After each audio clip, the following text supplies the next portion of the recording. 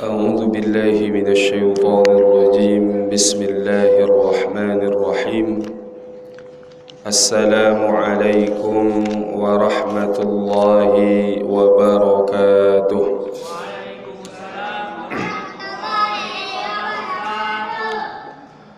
الحمد لله رب العالمين حمدا كثيرا طيبا مباركا فيه. أشهد أن لا إله إلا الله وحده لا شريك له وأشهد أن محمدا عبده ورسوله لا نبي بعده.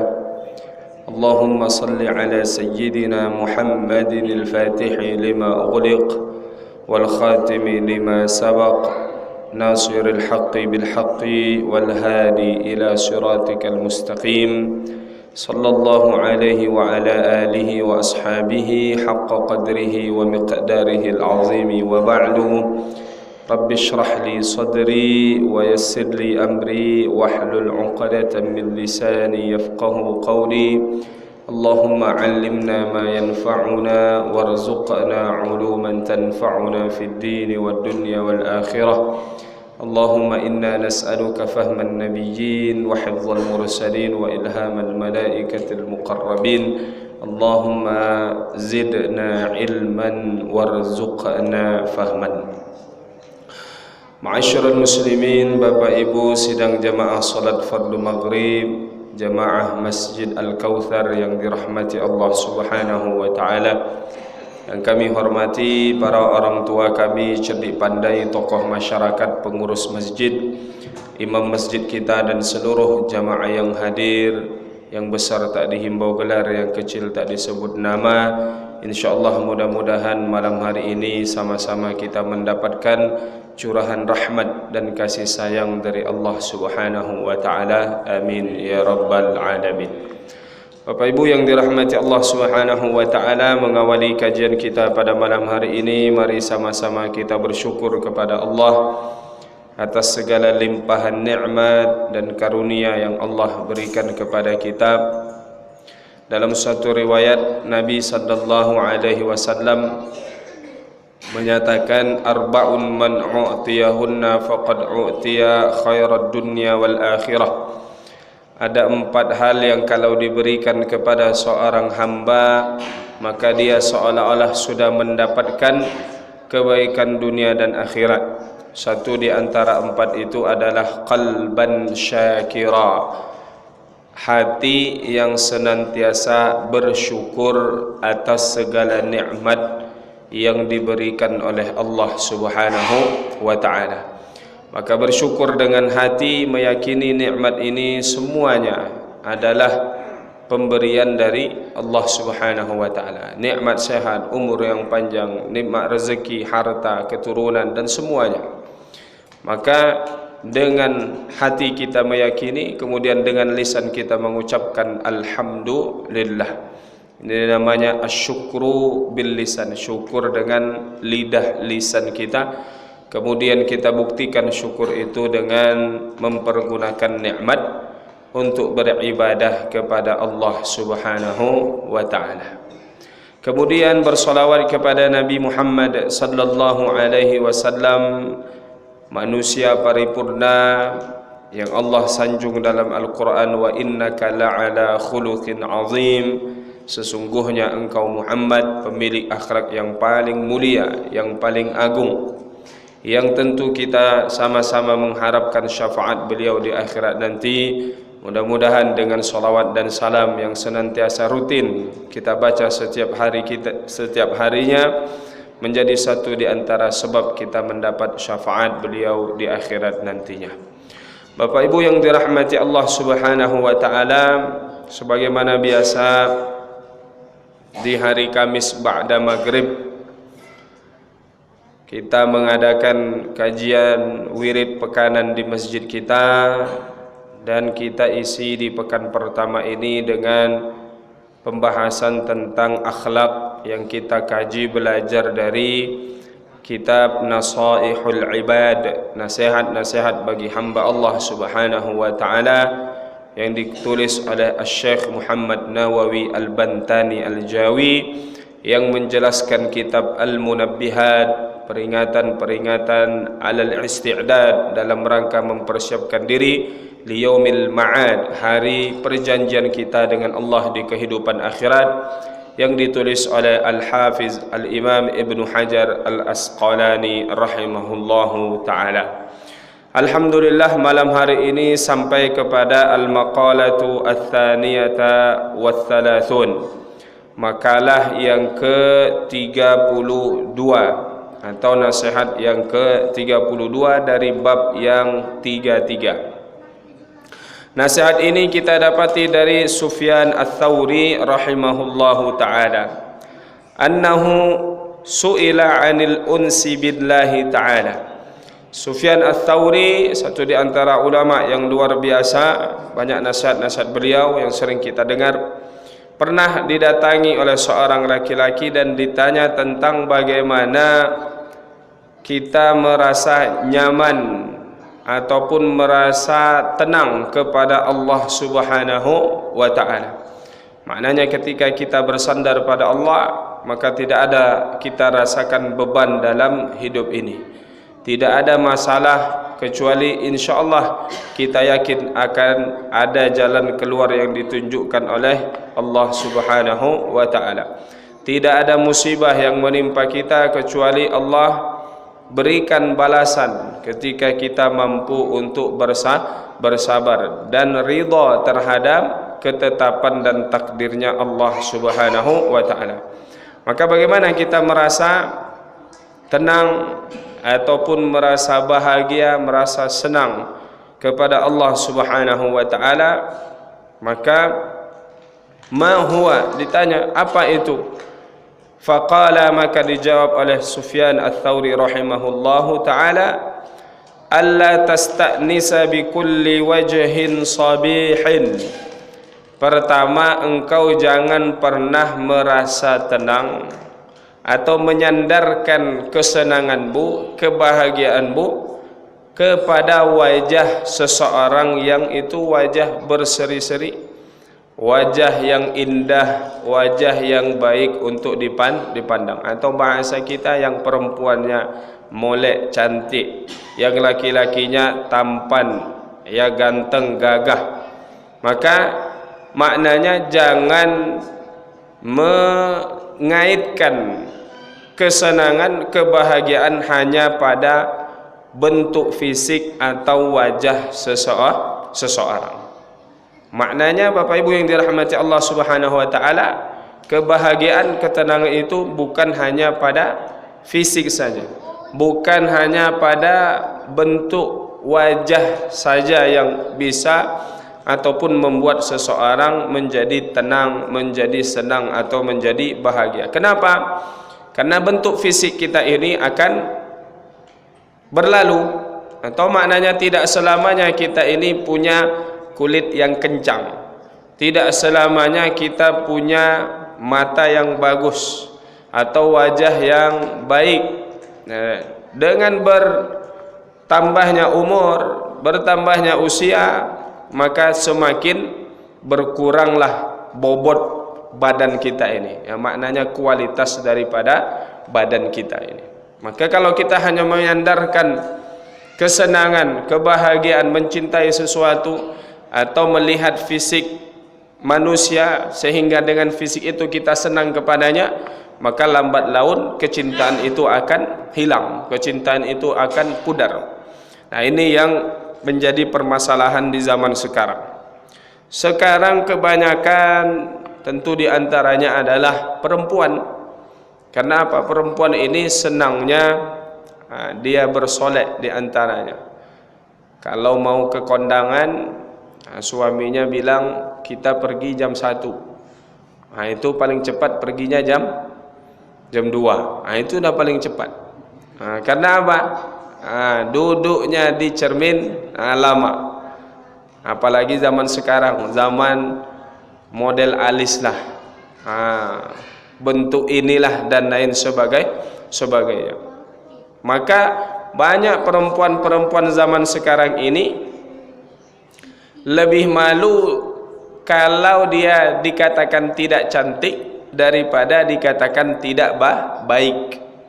Padahal yang seharusnya dikejar adalah predikat menjadi wanita yang solehah. Wanita solehah bukan dia yang punya wajah yang menarik, bukan dia yang punya wajah yang rupawan, tidak dilihat dari itu, tapi dilihat daripada tingkah laku, tutur kata. Apa gunanya punya pasangan misalnya yang cantiknya luar biasa tapi kata-katanya menyakitkan, tingkah lakunya tidak taat kepada suami. Nah, kalaulah syarat atau bahasa kita jaminan kebahagiaan keluarga itu adalah karena rupawan, maka tentu tidak akan kita lihat para artis-artis ini bercerai dalam rumah tangganya. Kenapa?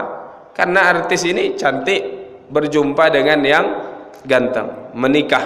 Akan tetapi banyak terjadi perceraian justru di kalangan artis. Padahal mereka orang-orang yang tentu dengan fisiknya, dengan rupanya yang kemudian menarik perhatian orang. Maka di sini kita dapat menarik sebuah kesimpulan, jangan menyandarkan kesenangan hanya pada bentuk rupa. Dan kemudian lagi lebih daripada itu, Bapak Ibu yang dirahmati Allah Subhanahu wa taala, ya, kita tidak melihat rupa atau bentuknya Allah Subhanahu wa taala. Maka kalau kita hanya menyandarkan pada apa yang nampak, maka bagaimana kita mencintai Allah Subhanahu wa taala yang tidak punya rupa, yang tidak punya bentuk. Namun tentu kita meyakini laisa kamitslihi syai'un. Allah itu tidak pernah sama dengan sesuatu. Disebut dalam Al-Quran, kullu syai'in halikun illa wajhah.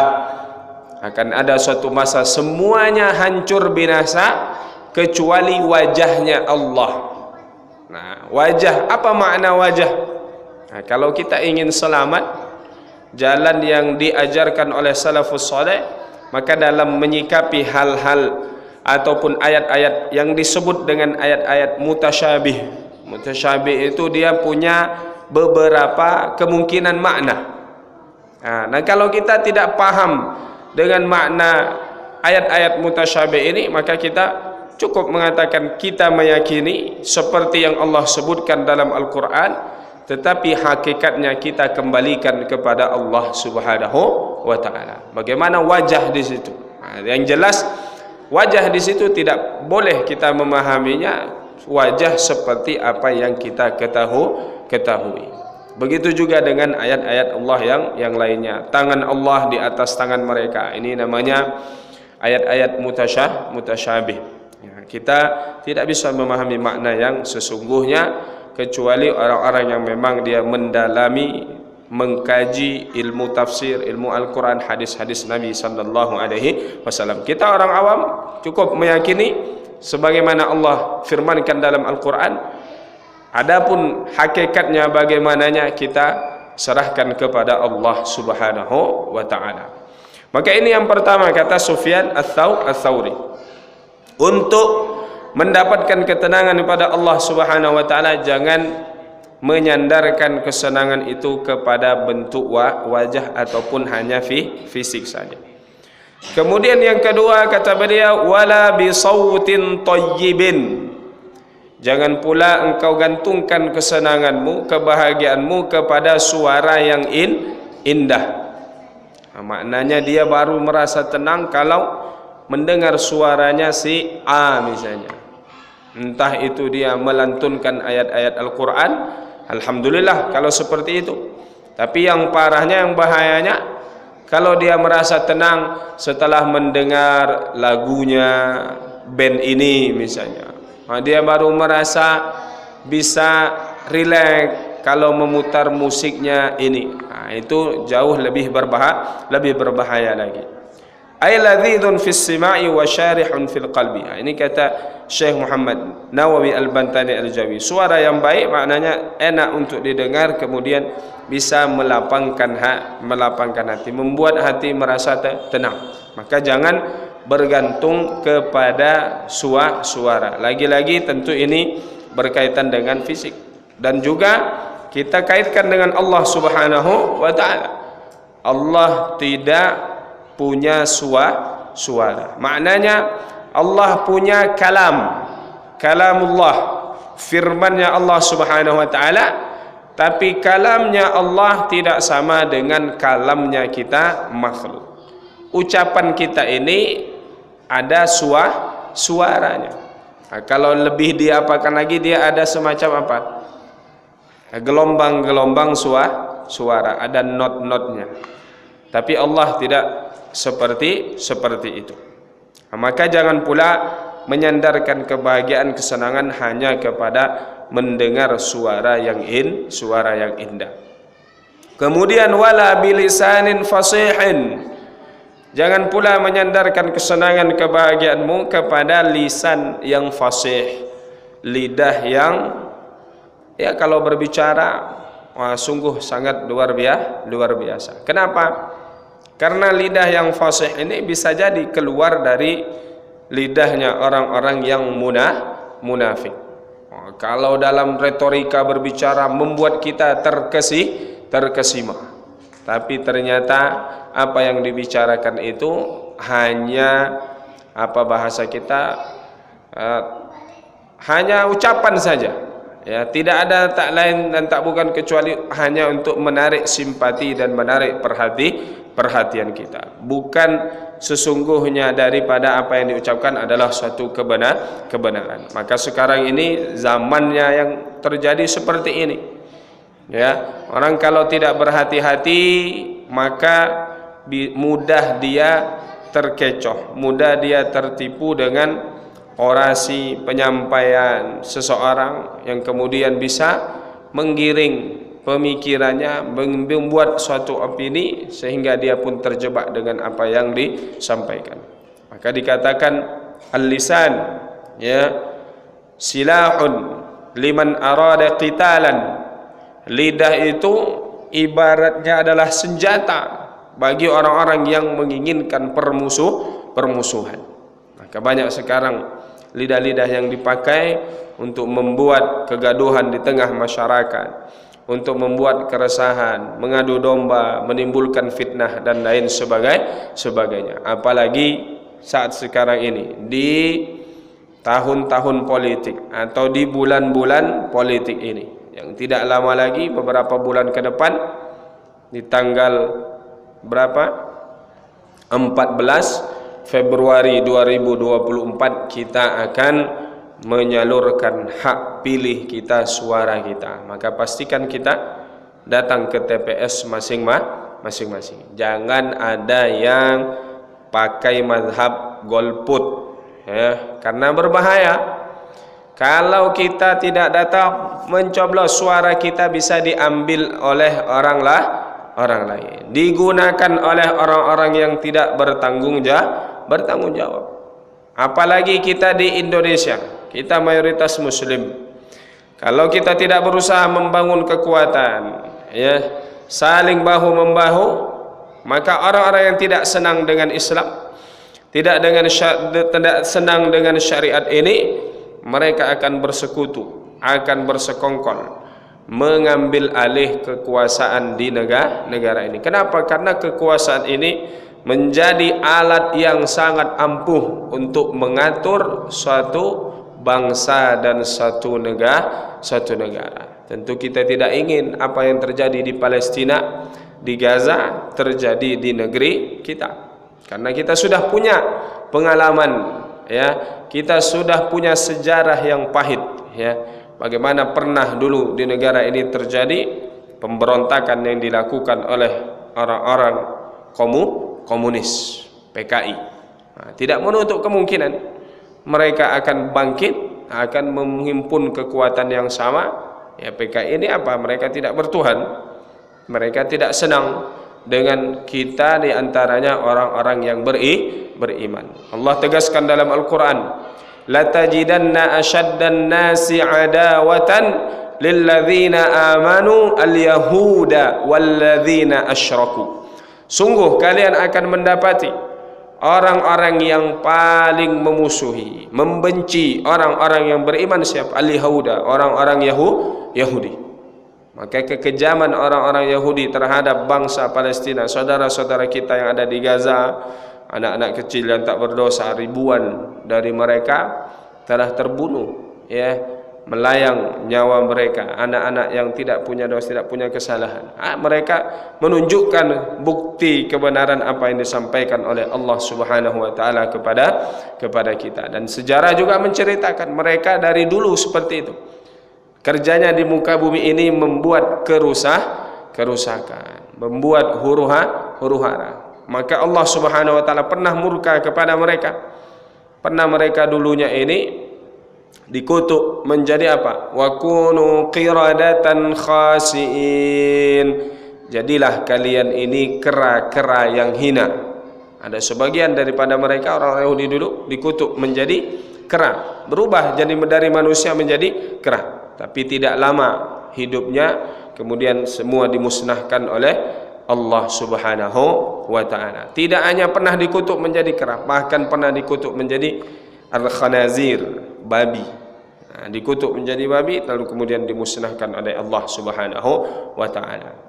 Walladzina asyraku, yang paling benci dengan orang-orang beriman, yang paling memusuhi orang-orang beriman adalah orang Yahudi dan orang-orang yang musyrik, orang-orang yang menyekutukan Allah Subhanahu wa taala, termasuk orang-orang komunis. Mereka tidak beriman, tidak menyembah Allah Subhanahu wa taala. Nah, ini Bapak Ibu yang dirahmati Allah Subhanahu wa taala, 3 nasihat yang disampaikan oleh Al-Imam Sufyan Ats-Tsauri rahimahullahu taala tentang bagaimana agar kita ini bisa mendapatkan ketenangan dekat kepada Allah Subhanahu wa taala. Maka yang pertama, jangan menggantungkan kebahagiaan kesenangan kita hanya kepada bentuk wajah, bentuk fisik seseorang, atau kemudian dengan suara seseorang, atau juga begitu jangan dengan tutur kata lisannya seseorang. Karena kita sebut tadi lisanun ya silahun liman arada qitalan. Jadi lidah itu bisa menjadi senjata yang ampuh dipakai untuk membuat permusuhan. Kemudian yang selanjutnya, nasihat yang ke-33. Ani bin Abbasin radhiyallahu anhu, dari sahabat Nabi Ibnu Abbas. Ibnu Abbas namanya adalah Abdullah. Ibnu Abbas artinya anaknya Abbas. Abbas ini siapa? Paman Nabi sallallahu alaihi wasallam. Ada paman Nabi yang ikut ataupun yang beriman kepada Nabi, ada yang tidak beriman kepada Nabi sallallahu alaihi wasallam. Ada Abbas yang beriman, kemudian ada Hamzah, ya, yang tidak beriman. Di antaranya ada Abu Thalib, kemudian siapa? Abu Lahab, ya, yang memusuhi bahkan dakwah Nabi. Maka Ibnu Abbas, anaknya Abbas, pupu Rasulullah, namanya Abdullah. Semoga Allah meridai keduanya. Maka pernah beliau Ibnu Abbas atau Abdullah Ibnu Abbas ini mengatakan, az-zuhdu thalathatu ahrufin. Zuhud itu terdiri dari 3 huruf. Zai, kemudian ha dan dal. Zuhdun, zai, ha besar. Kalau kita kan biasa ha besar dengan ha pedas, atau ha kecil, ya. Zuhdun dan dal ujungnya. Itu kalimat zuhud. Zuhud ini apa maknanya? Meninggalkan hal-hal yang tidak berguna untuk kehidupan akhirat. Ini zuhud sudah level tingkat tinggi. Tidak hanya meninggalkan yang haram, tidak hanya meninggalkan yang makruh, bahkan yang mubah tidak diambil kecuali sesuai dengan kebutuhan.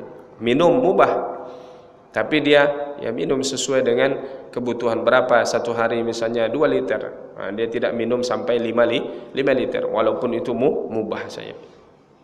Maka kata beliau, zuhud terdiri dari 3 huruf, zayun, wahaun, wadalun.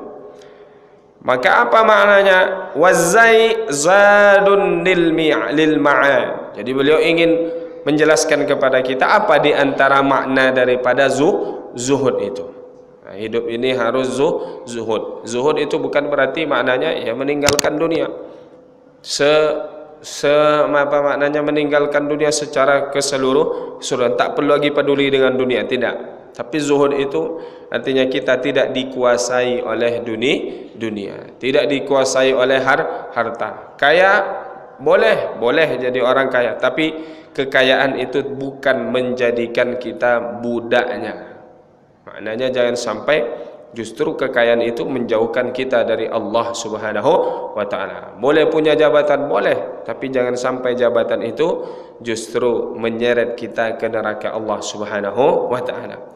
Maka zuhud kata beliau terdiri dari 3 huruf, zayun wa haun wa dalun. Fazzayu, maka huruf zai di situ diterjemahkan zadun lil ma'adi. Maka orang yang zuhud itu orang yang zadun, bekal, orang yang mempersiapkan bekal, orang yang mencari perbekalan di kehidupan dunia ini untuk akhiratnya, hari yang sudah Allah buat perjanjian dengan kita bahwa di akhirat nanti pasti kita akan mempertanggungjawabkan seluruh hidup kita. Karena itu di antara bentuk keadilannya Allah Subhanahu wa taala. Kalau tidak ada pengadilan akhirat, maka berkurang keadilannya Allah Subhanahu wa taala. Kenapa? Karena dalam hidup ini banyak orang-orang yang berbuat zalim tetapi tidak mendapatkan balasan, tidak dihukum atas kezaliman yang dilakukannya. Maka akan ada kehidupan akhirat yang Allah memutuskan perkara dengan seadil-adilnya. Ada yang meninggal belum bayar hutangnya, maka nanti di akhirat akan ditagih.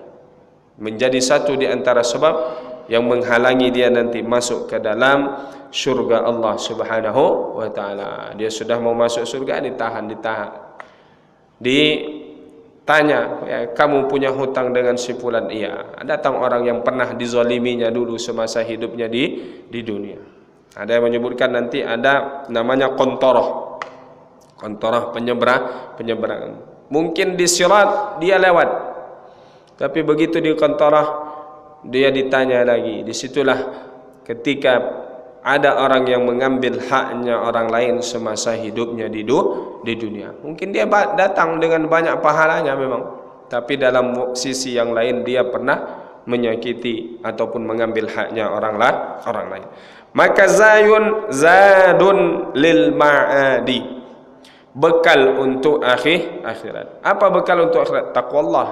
Ini hidup kita ini berada dalam ketakwaan. Predikat tertinggi adalah orang-orang yang bertakwa. Kita berpuasa, insyaallah beberapa bulan ke depan lagi, tak terasa nanti sampai kita di bulan Ramadan insyaallah taala. Maka di antara tujuannya la'allakum tattaqun, agar kita menjadi hamba Allah yang bertakwa, hamba Allah yang takut untuk bermaksiat, takut untuk meninggalkan kewajiban kepada Allah Subhanahu wa taala. Takwa mengerjakan perintah Allah, meninggalkan larangan Allah Subhanahu wa taala. Maka itu satu di antara makna zuhud itu sendiri diambil dari huruf zai yang artinya zadun lil ma'ad. Orang itu, orang yang zuhud adalah orang yang hidupnya digunakan untuk memperbanyak bekal untuk dibawa nanti di kehidupan akhirat. Yang kata Abu Bakar As-Siddiq, man dakhalal qabra bila zadin, siapa yang masuk kubur, kita semua nanti akan masuk kubur.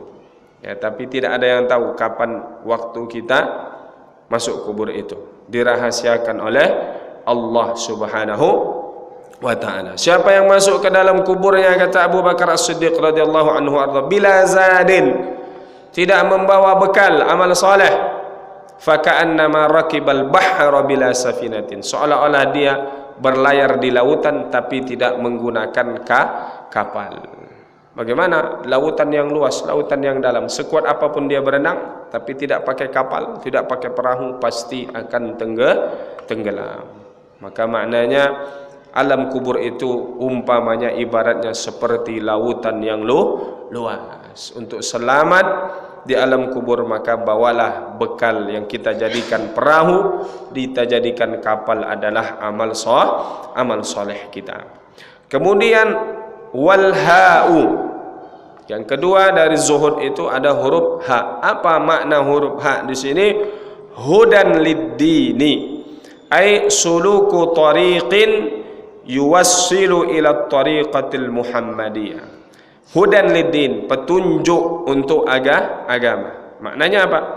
Menempuh suatu jalan yang membawa kepada jalannya Nabi Muhammad sallallahu alaihi wasallam. Al-Muhammadiyah artinya umatnya Nabi Muhammad, bukan ormas Muhammadiyah. Hanya kesamaan nama. Jadi Muhammadiyah maknanya di sini umat Nabi Muhammad sallallahu alaihi wasallam, atau bahasa kita jalan yang dibawa oleh Nabi Muhammad sallallahu alaihi wasallam. Jadi apa jalan yang dibawa oleh Rasulullah SAW? Ya, agama ini, syariat ini, perintah daripada Allah Subhanahu wa ta'ala. Al-Quran sebagai pedoman, dan kemudian hadis Nabi sallallahu alaihi wasallam. Dua rujukan utama dalam syariat kita. Al-Quran sebagai rujukan utamanya karena dia kalamullah, firman Allah, la raiba fih, tidak ada keraguan di dalamnya. Yang ada dalam Al-Quran adalah kebenaran.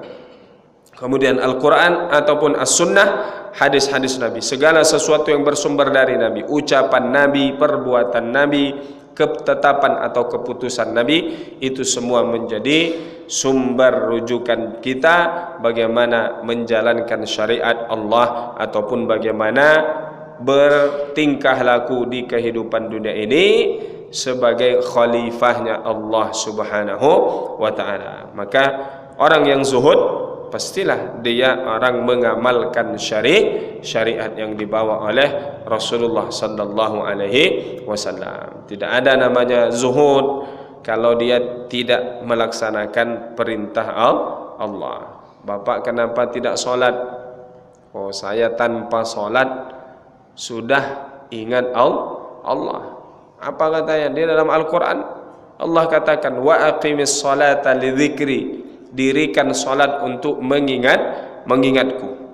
Maka tujuan salat itu untuk mengingat Allah. Saya tanpa salat sudah selalu ingat Allah, tasbih selalu di tangan. Berarti dia menyalahi aturan yang diajarkan oleh Rasulullah sallallahu alaihi wasallam. Orang seperti itu panduto, pasti dia pendusta, pembohong. Tidak ada namanya orang yang selalu mengingat Allah kalau solat saja dia tinggalkan. Nah, itu maknanya solat itu sarana, satu di antara sarana utama untuk kita mengingat Allah Subhanahu wa ta'ala. Karena dalam solat yang kita ingat adalah Allah Subhanahu wa ta'ala, dimulai dari takbiratul ihram dan ditutup dengan salamnya nanti. Nah, ini Bapak Ibu yang dirahmati Allah Subhanahu wa ta'ala. Jadi zuhud yang hak huruf yang keduanya hak ini maknanya hudan lid-din, menjadi petunjuk daripada agama ini. Maknanya agama ini kita jadikan acuan bagaimana kita hidup di muka bumi Allah Subhanahu wa ta'ala. Dari bangun tidur sampai tidur kembali sudah diajarkan oleh Rasulullah sallallahu alaihi wasallam. Kemudian huruf dalnya. Apa huruf dalnya di situ? Dawamun ala ta'ati. Dawam artinya selalu, ya. Selalu dalam apa? Selalu dalam ketaatan. Jadi ini di antara makna zuhud yang disebutkan oleh sahabat Nabi Abdullah ibnu Abbas radhiyallahu anhu arda. Zainya itu adalah zadun lil ma'ad. Orang yang zuhud adalah orang yang selalu mempersiapkan bekal untuk akhiratnya. Yang kedua, selalu menjalankan agama ini, menjadikan syariat ini sebagai petunjuk pedoman dalam hidupnya. Yang ketiga adalah selalu istiqamah di dalam ketaatan. Jadi kalau orang hari ini solat, besok tidak, lusa solat, besoknya lagi tidak, berarti belum termasuk dia orang yang zuhud. Karena orang yang zuhud adalah orang yang istiqamah. Istiqamah memang tidak mudah. Istiqamah adalah perkara yang berat. Maka ketika salah seorang sahabat datang kepada Nabi sallallahu alaihi wasallam, "Ya Rasulullah, berikan aku nasihat yang aku tidak akan lagi bertanya kepada orang selain engkau." Maka apa kata Rasulullah? "Qul," katakan, "amantu billah," saya beriman kepada Allah. Maknanya ada dalam dirinya keimanan, dan kita semua insyaallah orang-orang yang beriman. Kemudian kata Nabi, "Tsumastaqim," kemudian istiqamah dengan keimanan. Apa buah daripada iman? Amal saleh. Innal ladzina amanu wa 'amilus salihati kanat lahum jannatul firdausi nuzula khalidina fiha la yabghuna 'anha hiwala. Sesungguhnya orang-orang beriman dan beramal saleh. Jadi iman harus dibarengi dengan amal. Yang kata orang zaman sekarang, Islamnya hanya Islam KTP saja. Di KTP-nya Islam, tapi solat tidak pernah, bulan Ramadan tidak puasa, ya, berkata tidak jujur, ya, memfitnah orang lain, tidak menghormati yang lebih tua, tidak membaca Al-Quran dan lain sebagainya. Maknanya keimanan ini haruslah dibuktikan dengan amal soleh. Oke, keimanan ini bisa menjadi jalan untuk masuk surga. Memang syarat utamanya untuk masuk surga adalah menjadi orang yang beriman. Tapi bagaimana masuk surganya dia? Apakah bisa langsung masuk surga tanpa amal soleh? Tentu tidak. Harus dibarengi dengan amal soleh. Kalau tidak ada amal solehnya, tidak ada kebaikannya, maka besar kemungkinan dia masuk surga, tetapi nanti dibersihkan dulu di dalam neraka Allah Subhanahu wa ta'ala. Tapi kita minim yang kita harapkan adalah tidak kekal di dalam neraka Allah Subhanahu wa ta'ala. Tak terbayang oleh kita Bapak Ibu yang dirahmati Allah, bagaimana kalau kekal di dalam neraka, tidak ada ujungnya, hanya disiksa dan disiksa. Bayangkan bagaimana kita kekal di dalam syurga Allah Subhanahu wa ta'ala, yang ada setiap harinya adalah kenikmatan. Hanya menikmati usaha kita. Yang kita dulu susah bangun subuh, bersusah payah, melawan ngantuk kita, malas kita, tapi kita mau untuk datang memenuhi panggilan Allah Subhanahu wa ta'ala. Kita meninggalkan maksiat, meninggalkan godaan syaitan, berusaha melawan hawa nafsu kita, dan dengan usaha kita itulah insyaallah akan mendapat balasan yang berlipat ganda dari Allah Subhanahu wa ta'ala. Nah, inilah Bapak Ibu yang dirahmati Allah Subhanahu wa ta'ala, dua nasihat yang kita sampaikan pada malam hari ini dari salah seorang ulama kita, Imam Sufyan Ats-Tsauri rahimahullahu ta'ala. Kemudian yang kedua dari sahabat Nabi, bahkan sepupu Rasulullah sallallahu alaihi wasallam, Abdullah ibnu Abbasin radhiyallahu anhu wa ardah. Mudah-mudahan menjadi nasihat bagi kita sehingga kita semakin sadar untuk memperbanyak bekal kita menghadapi kehidupan akhirat. Taat hari ini, besok, lusa, dan seterusnya sampai kita meninggal dunia. Tidak ada kata cukup sudah bekal kita ini, karena kita harus selalu menyadari bahwa bekal kita ini tidak ada cukupnya. Berapalah ibadah kita ini dibanding dengan para sahabat dulunya, orang-orang saleh, tabi'in, para ulama kita. Ibadah kita ini tidak ada apa-apanya. Tapi mereka walaupun beribadah sedemikian rupa hebatnya, tetap belum memastikan ataupun belum menganggap diri mereka itu selamat dari siksa Allah Subhanahu wa ta'ala. Dan demikian Bapak Ibu yang dirahmati Allah Subhanahu wa ta'ala, ada beberapa menit sebelum masuk waktu Isya. Barangkali ada yang ingin ditanyakan dari apa yang kita sampaikan pada malam hari ini, kami persilahkan.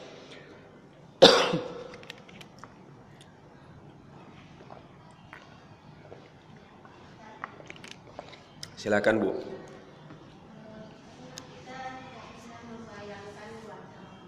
Ya.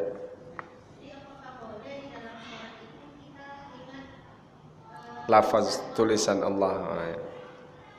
Baik.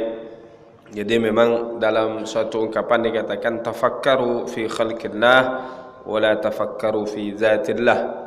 Renungkan ciptaan Allah, maknanya melihat ciptaan Allah yang luar biasa, dahsyat, hebat ini, maka kita akan mengenal Allah yang maha dahsyat, Allah yang maha besar, Allah yang maha berkuasa. Tapi jangan membayangkan zatnya Allah subhanahu wa ta'ala, bagaimana bentuk wajahnya Allah, bagaimana tangannya Allah subhanahu wa ta'ala. Nah, bagaimana di dalam solat ini agar kita selalu mengingat Allah? Bolehkah kita ketika solat itu, ketika ingin mengingat Allah, maka yang kita ingat adalah lafaz Allah atau tulisan Allah itu sendiri. Boleh saja, tidak mengapa. Itu dijadikan sebagai sarana atau wasilah untuk khusyuk dalam ibadah kita, khusyuk dalam salat kita, agar yang kita ingat itu hanyalah Allah subhanahu wa ta'ala. Atau bahkan sebenarnya dalam salat itu kan dikatakan di antara yang makruh kita kerjakan itu adalah menutup mata. Makruh kita sholat menutup mata.